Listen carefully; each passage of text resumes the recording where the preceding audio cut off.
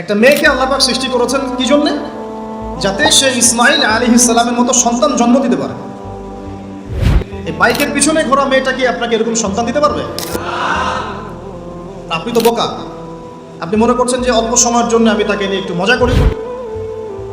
তখন দেখা যাবে আপনারও জীবনে এমন কোনো মেয়ে আল্লাহ পাক দিয়েছেন যে ওই রকম অন্য কারোর সাথে বাইকে ঘুরে আসছিল। তখন কিছু করার থাকবে না, কিচ্ছু করার থাকবে না। আমার টপিক আজকে এটা না। এই প্রজন্মটাকে গড়েছে পশ্চিমারা বিগত 30 বছরে।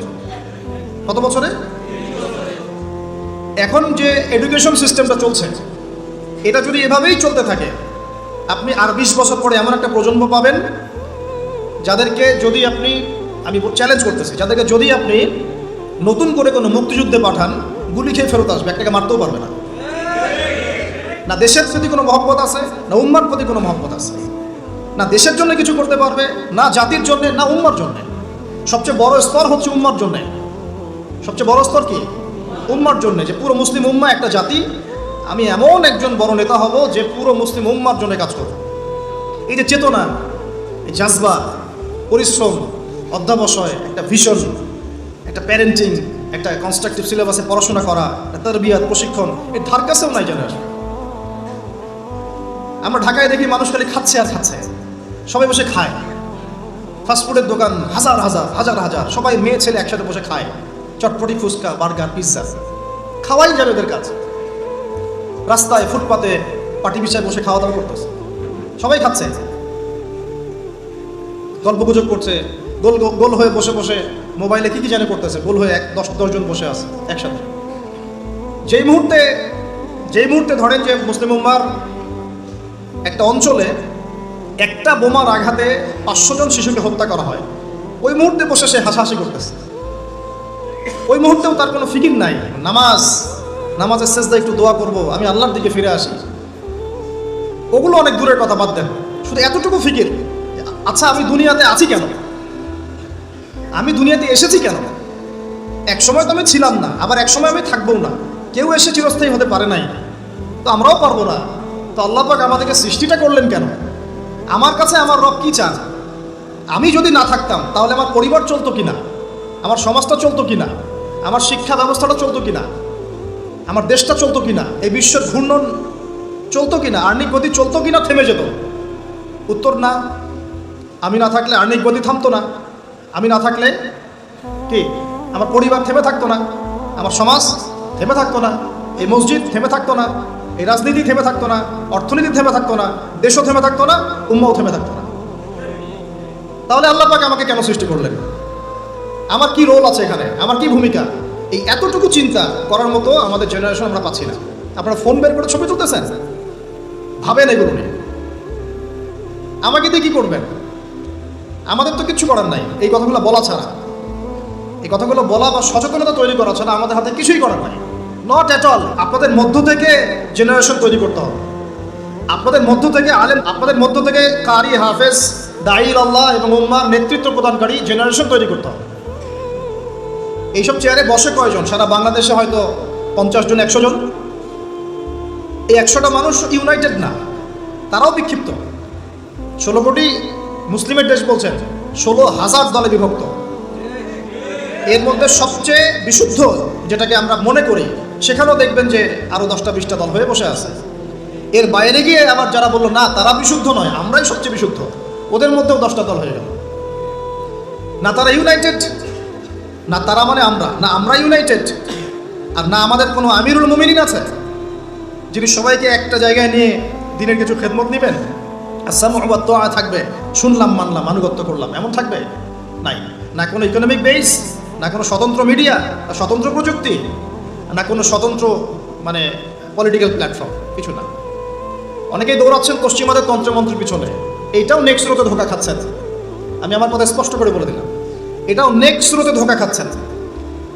এটা তাদের জন্য শোভা পায় যারা ধর্ম এবং রাজনীতি আলাদা করে চিন্তা করেন, তো ওইটা একটা জিনিস, এটা একটা জিনিস, সে তার মতো রাজনীতি করছে। এটা তাদের জন্য শোভা পায়। যাদের কাছে কোরআন আছে, যাদের কাছে হাদিস আছে, নবীর সুন্নাহ আছে, তারা যখন এই ড্রেনের মধ্যে নেমেছে, তখন ইসলামের খেদমতের জায়গায় ক্ষতিও বেশি হয়ে যাচ্ছে।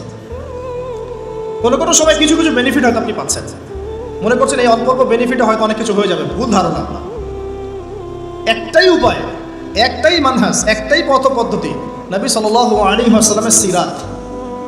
নবী সাল্লাল্লাহু আলাইহি ওয়াসাল্লামের সিরাত, তার জীবনী। এই জীবনী আমাদেরকে শেখাবে কিভাবে ইসলাম শূন্য থেকে একদম আসমানে উঠেছে, কিভাবে ইসলাম একদম শিকড় থেকে শেকড়ে গিয়েছে, শেখাবে সিরাত, নবী সাল্লাল্লাহু আলাইহি ওয়াসাল্লামের জীবনী। ইয়াং জেনারেশনকে জিজ্ঞাসা করেন কতজন পড়েছে সিরাত। ওইখান থেকেই আপনাকে কথা বলছিলাম, ওই যুগটাকে কেন জাহিলি যুগ বলেন, এত কেন টিটকারি করি, এত কেন তাকে ধিক্কার দেই? কারণ ওই যুগে শিরক ছিল, শিরক একবার। এখনকার বিশ্বের শিরক একবার দিয়ে ভর্তি।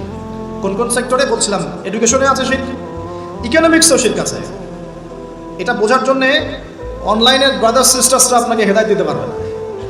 এটা বোঝার জন্য আপনাকে এমন স্কলারশিপের কাছে আসতে হবে যারা কোরআন এবং হাদিসকে দিয়ে বর্তমান ইকোনমিকে ডিল করতে পারে। শুধু সেকুলার ইকোনমি আর শুধু ইসলামিক ইকোনমি দিয়েও হবে না, দুটোকে কম্বাইন করতে পারে যারা, এ ধরনের স্কলারশিপের কাছে আসেন, আপনাকে বুঝিয়ে দিবে এখানে অর্থনীতির মধ্যে শিরক আছে কোথায় কোথায়। কেউ কি আপনাদেরকে বুঝাতে সক্ষম হয়েছিল আজকে থেকে 10 বছর আগে যে আপনি যে পেপার মানি ইউজ করছেন এর মধ্যেও রিবা আছে, সুদ আছে? আমরা যে ইলেকট্রনিক মানিগুলো ইউজ করছি এর মধ্যেও রিবা আছে, সুদ আছে। রিবা মানে কি? রিবা সমান সমান নিজের মায়ের সাথে সেক্স করা। আর কোনো ভাষা আমার কাছে নাই। আমার কথাটা আপনার কলিজার ভিতর দিয়ে ঢুকে একদম মগজ দিয়ে বের হয়ে যাওয়া উচিত। রিবা, সুদ ইজ ইকুয়াল টু নিজের মাকে বিয়ে করা, নিজের মায়ের সাথে ব্যভিচার করা, নিজের মাকে বিছানায় নেওয়া, নিজের মায়ের সাথে সেই কাজ করা যা আমি আমার স্ত্রীর সাথে করি। এটা আমার কথা না, এই কথাটা বলে গেছেন আপনার নবী। আমার নবী না বলে আপনারই নবী বলে, আপনার নবী, আল্লাহর হাবিব, আল্লাহর সবচেয়ে পছন্দের বান্দা, যার জন্য আল্লাহ মাকামে মাহমুদ রেখেছেন, যার জন্য হাউজে কাউসার রাখা হয়েছে, যাকে আমাদেরকে দেখানো হবে, যিনি আমাদের জন্য সুপারিশ করবেন, কাল কিয়ামতের মাঠে। তিনি বলেছেন রিবার পাপের 70টা শাখা আছে। কতগুলা? তার সবচেয়ে নিচের শাখা হলো নিজের মায়ের সাথে জেনা করা। নাউযু বিল্লাহি মিন যালিক। সর্বোচ্চ পাপ কি তাহলে? সূরা বাকারার 279 থেকে পড়া শুরু করেন। আল্লাহ পাক বলেছেন সর্বোচ্চ স্তরটা কি? রিবা। 1, রিবা সমান সমান আল্লাহর সাথে যুদ্ধ করা। 2, রিবা সমান সমান তার রাসূলের সাথে যুদ্ধ করা। পুরো বিশ্ব এখন আল্লাহ এবং তার রাসূলের সাথে যুদ্ধ করছে। পুরো ওয়ার্ল্ডটাই, এখনকার এই ওয়ার্ল্ড, এখনকার এই যুগ, এই জেনারেশন। আইয়ামে জাহিলিয়াতের সুদটা ছিল শুধু মক্কায়, হয়তো একটু মদিনায়, হয়তো একটু আরবের জাজিরার মধ্যে, এতটুকু জায়গায়। এখন পুরা গ্লোবালাইজেশন হয়েছে, কোনো না কোনোভাবে সুদভিত্তিক অর্থনীতির সাথে জড়িত আছে।